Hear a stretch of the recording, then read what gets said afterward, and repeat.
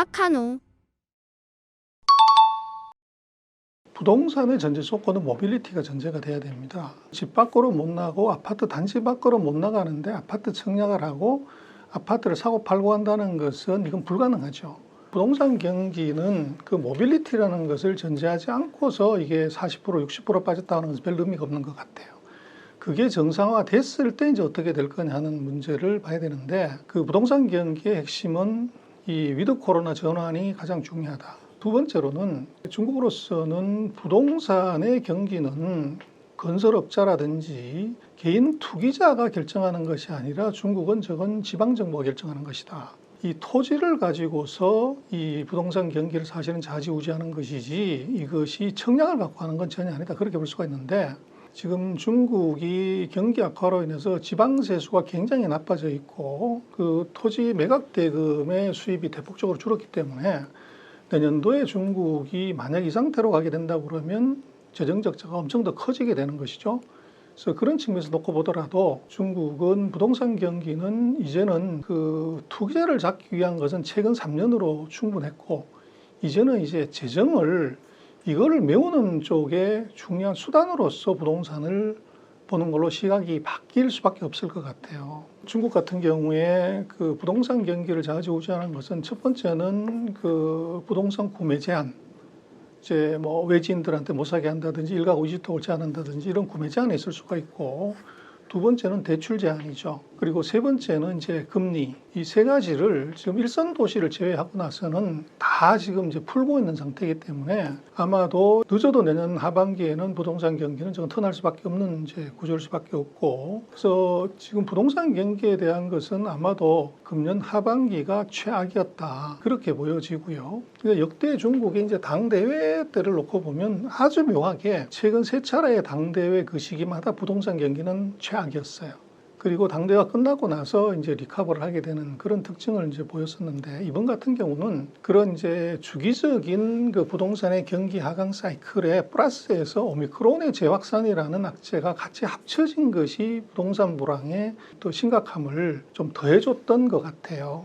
그러나 이 중국이 부동산으로 인해서 경제 위기가 오나 뭐 금융 위기가 온다고 하는 것은 굉장히 넌센스로 보여지는데, 첫 번째는 한국 언론에서 많이 나오는 중국의 부동산이 GDP의 30%가 넘어가서 이제 어떠다고 하는 것은 그건 조금 과장이고요. 정확하게 2021년 보면 부동산의 GDP의 13%입니다. 거기다 물론 뭐 철강, 화학, 뭐 가전, 자동차를 다 합쳐서 가면은 뭐 30%가 되겠지만 그건 조금 과한 편이에요. 부동산 자체로 놓고 보면 그것이 중국 경제에 그렇게 심각한 치명타를 줄 수 있는 사안은 아니다고 볼 수 있고, 두 번째는 중국의 부동산 대출이 전체 대출의 한 25% 정도, 한 4분의 1 정도고요. 중국은 부동산 대출에 이 소위 말하는 파생 상품이 없어요. 소위 말하는 레버리지 상품이 없는 거죠. 그래서 그냥 액면으로 대출해주고 못 갚으면 부도나는 이런 상황이기 때문에 미국과 같은 서프라임 모기지 사태 같은 것이 구조적으로 나올 수가 없다는 거예요. 그리고 세 번째는, 그러면 이게 이제 부동산 미분양이 많아가지고 문제가 되면 그 건설사의 부도가 이게 이제 은행이 부실러지고 이것이 국가 부실러진다는 것이 부동산 위기론의 이제 로직인데, 이것도 조금 다른 점은 중국의 은행은 전부 국가은행입니다. 그래서 한국 같은 경우는 산업은행이라고 봐야 되는 거죠. 그래서 산업은행이 예를 들면 대한민국의 모든 부실회사를 다 안고 있지만 산업은행이 부도난다는 건 아무도 생각하지 않죠. 소위 말하는 은행의 소유 구조를 놓고 보면 중국이 망하기 전에 중국 은행이 부도나고 이것이 이제 금융위기로 온다는 것은 그건 이제 말이 안 된다는 것을 쉽게 알 수가 있죠. 그래서 제가 볼 때는 한국에서 지금 중국 부동산에 관한 얘기는 너무 과장되어 있다. 중국의 금융구조, 부동산 그 산업의 구조를 정확하게 이해를 하고 놓고 봐야 되고, 그리고 이번에 보여줬던 이제 코로나 사이클하고 부동산 경기 하강이 이제 같이 맞물렸던 것들을 이제 합쳐가지고 보는 바람에 그렇게 보는 것 같고, 그래서 중국의 부동산 같은 경우들은 정부의 그 정치적, 정책적 목적, 그리고 이제 국민들의 입장에서도 중국의 저축 중에서 가장 큰 저축이 이제 부동산 저축인데, 이것들을 지금과 같은 상태로 두는 것은 그것은 있을 수 없는 일이라고 보여져요. 그렇게 놓고 보면 내년도에 중국의 부동산은 이 모빌리티가 얼마나 풀리냐에 따라서 달라지겠지만 아마도 코로나 집단 면역이 형성되고 난 이후에는 중국의 부동산 경기의 그 회복은 상당히 빠른 속도로 갈 가능성이 있어 보입니다.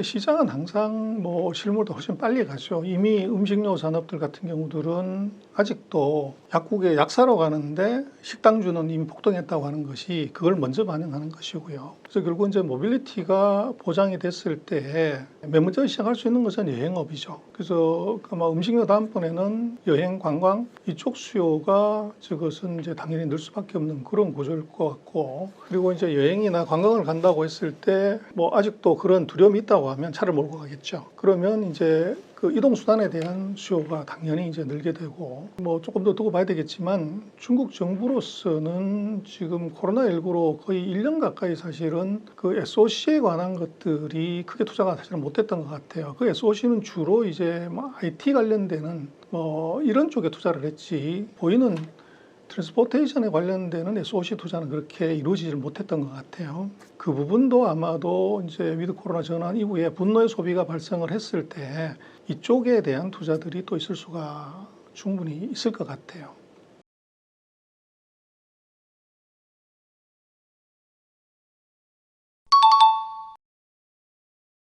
이건 특수죠.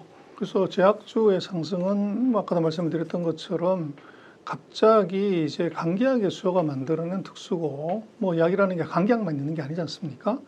그리고 이것은 뭐 다른 나라의 경우도 봤지만 이 피크를 지나고 나면 그 수요는 당연히 떨어지는 거기 때문에 이것이 뭐 제약업의 펀더멘털을 바꾸는 이런 거다 이렇게 보기엔 대단히 어려울 것 같고, 그다음에 이제 소위 말하는 플랫폼 기업들, 뭐 알리 건강이나 뭐 이제 이런 의료 진단 시스템들 같은 경우가 이번 이제 위드 코로나 전환으로 인해서 뭐 많이 움직이기도 했지만, 이 장기적으로 보면 이것들한테 당신 악재가 될 수도 있죠. 오프라인에서 사람들이 이동을 하게 되면 온라인으로 이제 문진을 하는 것들의 수요가 오히려 줄어들 수가 있는 문제가 있죠. 중국으로서는 이제 정부 정책적으로도 마찬가지고 절대적인 의사의 숫자나 의료 시스템이 부족하기 때문에 그런 온라인 메디컬에 관한 것들은 정부 지원은 계속 될 것 같아요. 그러나 지금 이제 올라가고 있는 예를 들어서 그 온라인 메디컬에 관련된 것들은 상당히 특수의 성격이 크다.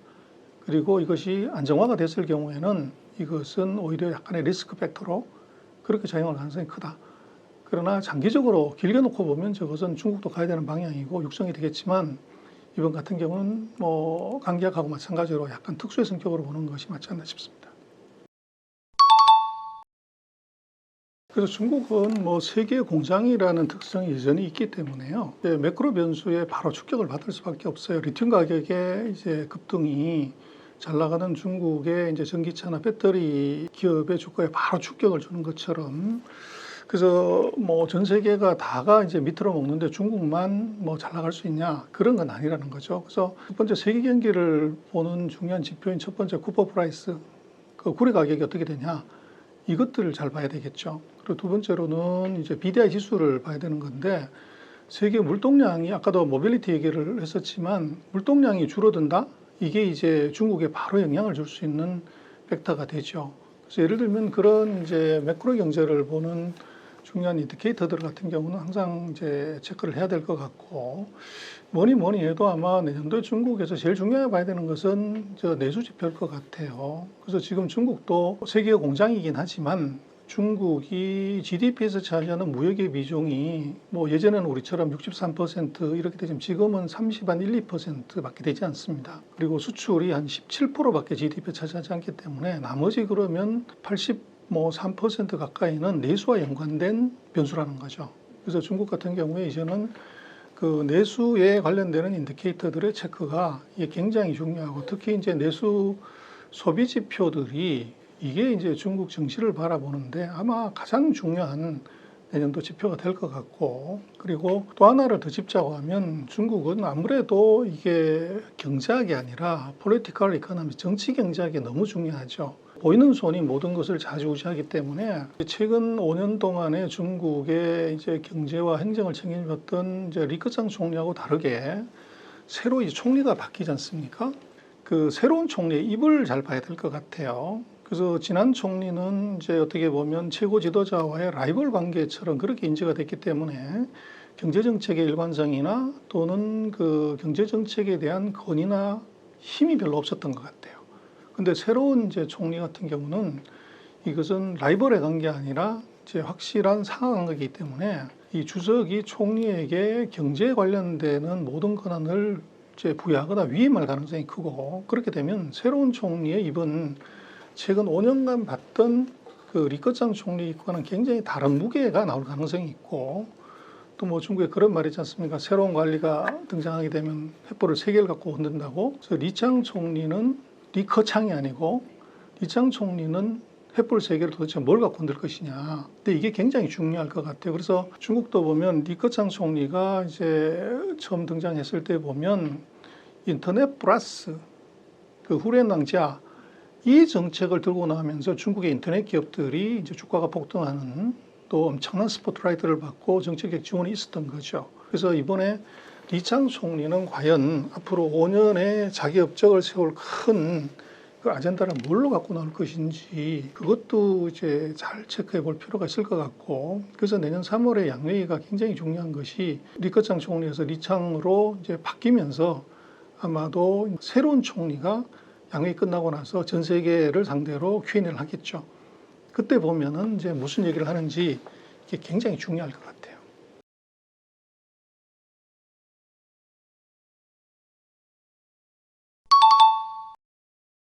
제가 볼 때는 첫 번째는 이제 서방의 그 오해라든지 불안감을 불식시킬 수 있는 쪽의 언급, 이럴 가능성이 있을 것 같고, 그리고 이제 중국 내부적인 또 그 새로운 정부에 대한 그 불안감을 불식시키는 언급을 할 것 같아요. 그래서 첫 번째를 보면은 중국은 서방 세계에서는 이제 이번 20차 당대회를 통해서 폐쇄 경제로 돌아간다. 이것이 이제 그 어떻게 보면 거의 주류이다시피 한데, 중국의 20차 당대회 문건 어디에도 폐쇄 경제로 돌아간다는 얘기는 없죠. 거기서 보면 4가지 큰 주제를 얘기하는데 그 중에 하나가 대외 개방이 들어가 있습니다. 대외 개방에 관한 얘기를 아마 강하게 얘기할 가능성이 높고, 두 번째는 이제 리창 총리 같은 경우는 뭐 그 중국 내에서도 그렇고 외부 세계에서도 중앙정부에 한 번도 근무를 해보지 않은 지방관리의 경험밖에 없기 때문에 중앙을 과연 통제할 수 있냐, 이런 것이 이제 있을 건데, 그리고 두 번째는 이번 내각은 경제를 잘 모르는 경제 문외한들이 많다. 뭐 이런 얘기들이 이제 서방이나 중국 내부에서 그 새로운 인사에 대한 비판이 많이 있는 것 같아요. 이제 이걸 이제 불식시키려고 하면 아마도 첫 번째는 이제 그 진기업적인 경향의 정책 이제 내놓을 수가 있을 것 같고, 리창 같은 경우는 샹하이에서 당서기를 했기 때문에 샹하이에는 전 세계 반도체 회사, 그리고 대표적인 세계 1등하는 전기차 회사, 뭐 테크 회사들이 다 들어와 있죠. 그래서 전 세계적인 이제 그런 테크 기업들을 다뤄본 경험이 있는 총리, 이제 거기에서 아마 테크 관련되는 산업에 대한 코멘트가 충분히 나올 수가 있을 것 같고, 아마 경제 정책에 있어서도 지금 아마 리커창 총리가 얘기했던 것하고는 약간 다른, 오히려 원론보다는 조금 더 강론에 가까운 디테일을 아마 얘기할 가능성이 있어 보일 것 같아요. 그래서 아마도 분명히 이제 전임 총리와의 차별화를 하려고 할 것이고, 또 그것이 그 서방 세계가 갖고 있는, 또 중국 내부가 갖고 있는 불안감을 해소하는 쪽으로 아마도 한 3가지를 선명하게 얘기하지 않을까 싶습니다.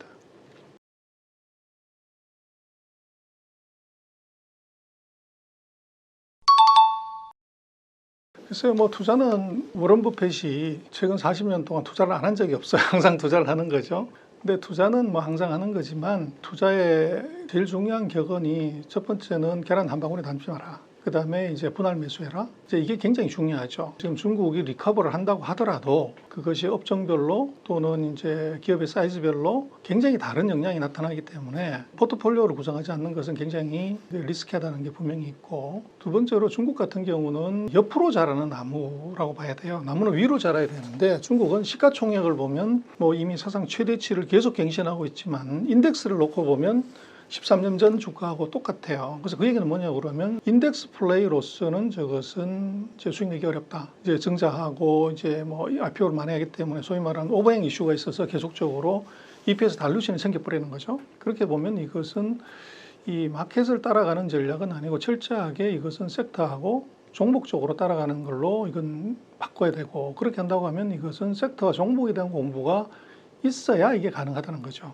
그래서 한국도 뭐 중국 투자에서 본 적이 없다 이렇게 얘기를 하지만, 그 항상 마지막 결과를 놓고 보니까 그런데 중국이 외국인들이 이제 대거 들어왔을 때 보면은 음식료 회사라든지 또 제약 회사라든지 이런 회사들의 주가들은 뭐 거의 상상을 초월할 정도의 그 예를 들어서 그 제약주의 대표, 음식료의 대표, 또 백주의 대표 주가들은 거의 테슬라급의 주가 상승폭을 보였었죠. 그래서 그것들은 이제 중국의 개방의 첫 타이밍에서 그걸 보여준 것이고 이제 본격적으로 또 새로운 2라운드는 분명히 시작이 될 것 같아요. 중국에서 지금 상태로 놓고 최근 1년간 이제 수익이 없다. 이렇게 해서 중국은 이제 버려야 될 시장이다. 이렇게 보는 것은 조금 안 맞는 것 같고. 그래서 뭐 공장은 어디에 짓는 게 맞냐고 그러면 시장 가까운 데 지라는 것이고 돈은 어디에 투자하냐고 그러면 결국은 이게 물은 높은 데서 낮은 데로 흐르지만 돈은 낮은 데서 높은 데로 흐르는 거죠. 그래서 성장률이 낮은 데서 성장률이 높은 데로 하기 때문에 그 중국에 대한 위기론, 뭐 차이나론, 피크 차이나 얘기가 그렇게 많이 나오는데도 불구하고 외국인 자금들이 계속 들어가고 있는 이유, FDI가 계속 들어가고 있는 이유는 바로 거기에 있다. 그래서 정확하게 팩트를 보고서 중국의 그 예를 들어서 4%에서 5% 성장을 한다고 하면 세계 평균이 뭐 1.5%, 2%라면 세계 평균이 2배 성장을 한다고 하면 결국은 이제 그렇게 볼 수가 있는 거죠. 평균이 5%를 간다고 하면 이 잘 나가는 산업은 평균에 2배에서 3배 정도는 성장을 하죠.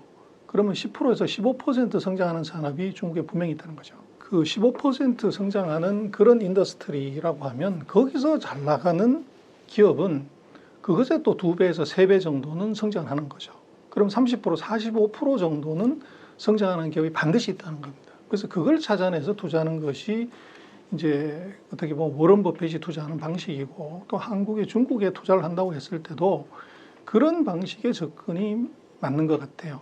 그래서 이것을 뭐 ETF, 그 차이나 뭐 이렇게 하는 것은 이제 중국처럼 이렇게 변동성이 크고 증자라든지 또 EPS 달루션이 많은 나라에서는 적절하지 않은 투자 전략이다. 그 중국의 GDP 성장률 5%에 혹하는 것이 아니라 GDP 성장률 5%라고 하면은 물론 GDP 성장률보다도 3배가 성장하는 산업도 있지만 3배가 감소하는 산업도 분명히 있는 거죠. 그래서 성장하는 산업 그리고 성장하는 산업 안에서 성장하는 기업을 골라내는 스탁피킹 능력 이걸 길러야 이제 되는 것이고 이걸 이제 우리가 한국 투자가들은 굉장히 이제 조금 소홀히 하거나 또 무시하고 그렇기 때문에 우리가 성과가 좋지 않았던 건 아닌가 싶고 그래서 그 외국인 기관 투자가들이 사는 종목들은 철저하게 캐시플로가 좋은 업종에서 리얼 미닝 오브 블루칩 이제 이걸 계속 사는 이유가 있는 것이죠. 그래서 그런 측면을 조금 감안을 해서 아마 투자를 해야 되는 건 아닌가 싶습니다.